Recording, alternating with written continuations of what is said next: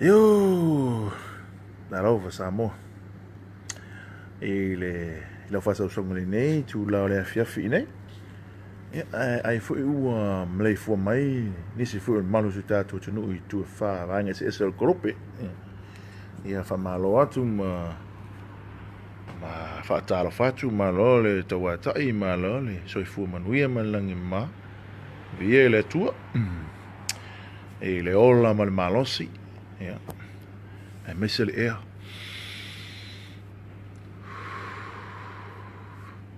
Ioi. Le mana vaina, le aso, le taimi, ma le taimi. O minute, e ulava le taimi e tātou te mamoe ai, le aisese leo le oa, e tātou. Ai, o loo, awinga mai pea e te maolangi le ea. Whaali mailo ngā luwhea ti tātou. O lo malo tu ava noa mai a te tātou. Ne iau lia lisi aso. E malisi minute. Malisi tula. Ya. Poa vai inga ma sala e tātou tu whaia. Ya, le aia lofa mai lea tu. Pa ngā fo I lea lofa. Tu a mātungo fie toi.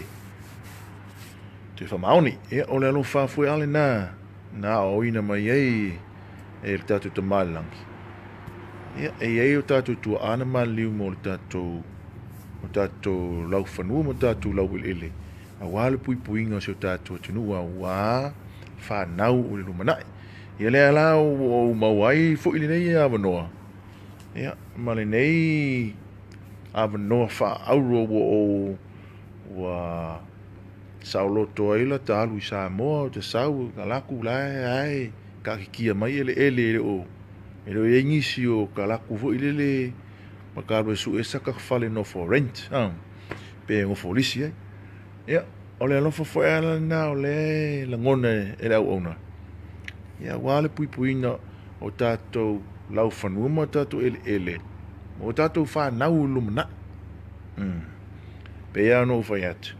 A alofa mongi tangata ila na whanau. Malona ainga. Ia, e le ai asesi me taun whai e tau wana tātou puipuina.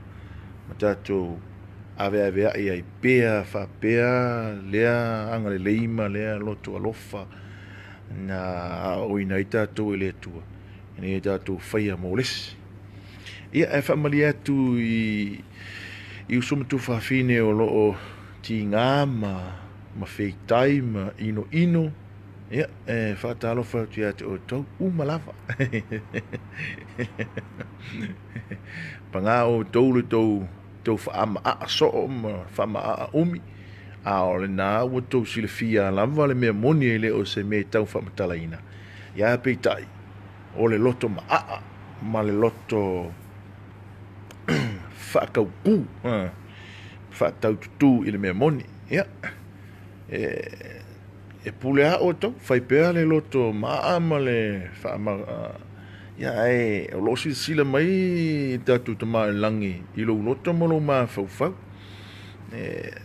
awane I fiu la vale se sila malosi na te o lai me na te soifu ai wa kasi ar kango mo le kua ka filanga ea tatu malo lo la ia ai fa mo lalo tatu loto ma so ia le tatu a miu pa a walanga le tau te o I le tua ma tatalo ma vivi se o le aka ke tau longo atu tu mai loto mo lalo ma loto fale tua fa sa vali ai tatu o langa nei wai tau te umai lalo le lua I le ngo fuku wa ka ke umai le se marose le foise se tu fa monga a o le fai o le me moni ma tau tala le me sao o le me na fi ai le tua a ua tau te fa tau tu I le tua ma tau fa sa kau le tua onga ole batu le upumoni ya e pe tote ya tote le ufasa tau mai la ya tau al na tu fasa tau le tua yo ai foi la tu tu la vale mai ya na lo ka mo le tua ka lo fai fa mangalo tu ya e talo ina ia malamo to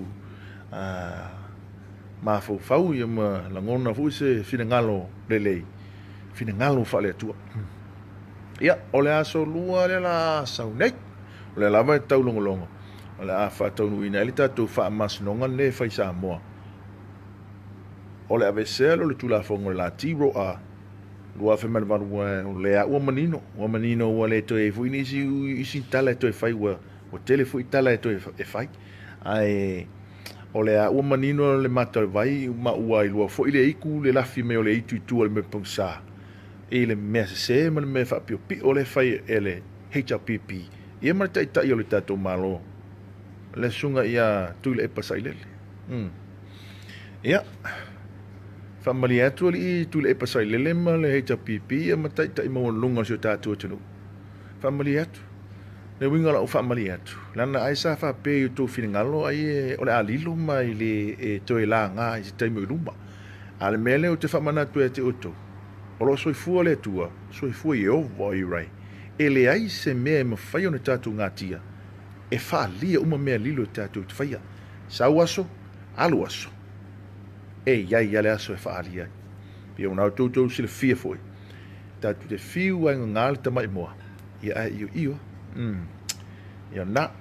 O se wha malosi na nei aso. Tātou tu whaitasi sa moa. Wha malmole tātou te talo. E au le tua maritangata pe ai ai le ngango le tua ia ti tātou. Ia talo fo i mō tai o le malo. HRPP, ia i o tau langona le nganga o le tua. Awa ese le oa ma le tua wha i tupe ma le oa lalangi. Ia, kia wha le kou le whewhe sori le tua sori. O ulma kua i o. Ai so ia, pea lena o whai atu lisa o video mua le whaisina le wa. Wa wha maa aina pe o le tupo wharao. Ioi. Wha maa aloe le tua le loto tangata. Oi, talo whai. Ia le la whai ako opus apa nei. Ke le mga o ke moe le pō nei ai le whai opus apa. Ia tātou e whero ai fo ile ia tai au. Se aso aena. Ile so e fuaman wia malange ma. Ile lofa matungo fio le tātou whaola. Ia. Se i kam whaiak.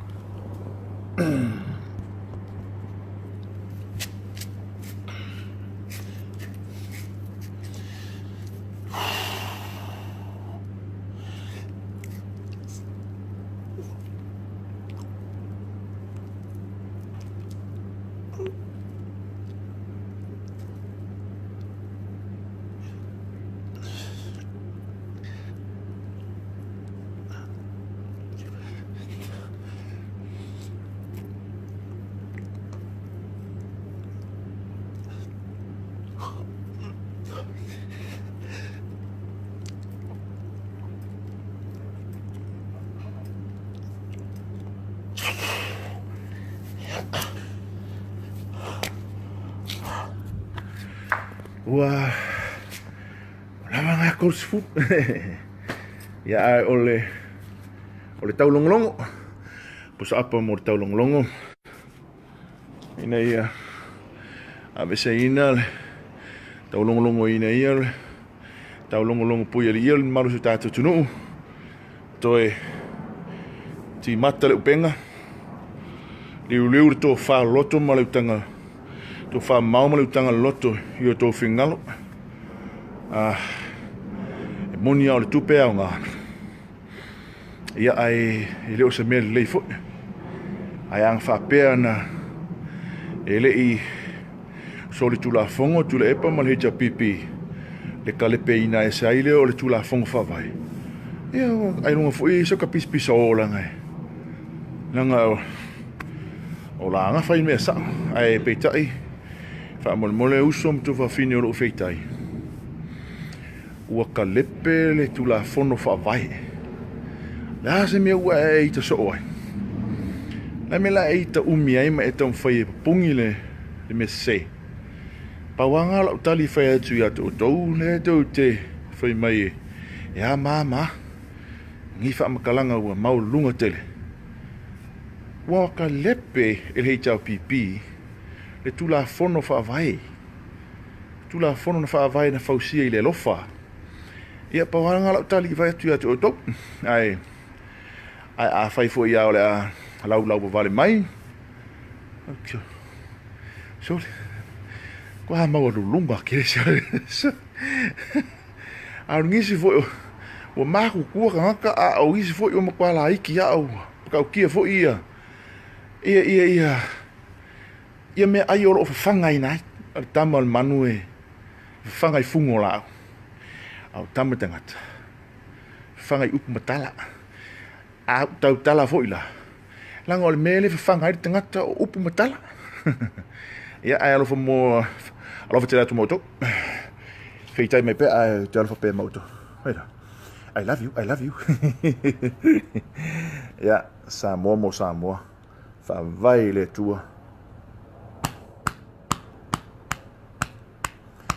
E le te tau ona tātou wola ma ta ina o tātou o langa i mea pepelo ma mea whapiopio. E te tau ona tātou sāwa vali i ala o le tua. Ma ua tau te whaasoa mai ele upo le tua whapea. E tau te ilo le tu spa ia ma.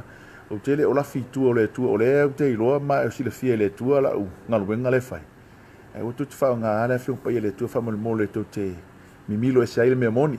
Don't twist it the doctrine. As Apostle Paul say, in these days, so many teachers and so many people, they twisted the doctrine of God for what their ears want them to hear. Not God, them. But not what God wants them to hear. So instead we listen to God. But we twisted the word of God for what their ears want to hear. That's what you want. So that's Apostle Paul say. Gee, I read the Bible, I study. Love you people. Samoa mo Samoa. Whawai le tua. Soifua. Thanks for watching. Share, like and subscribe.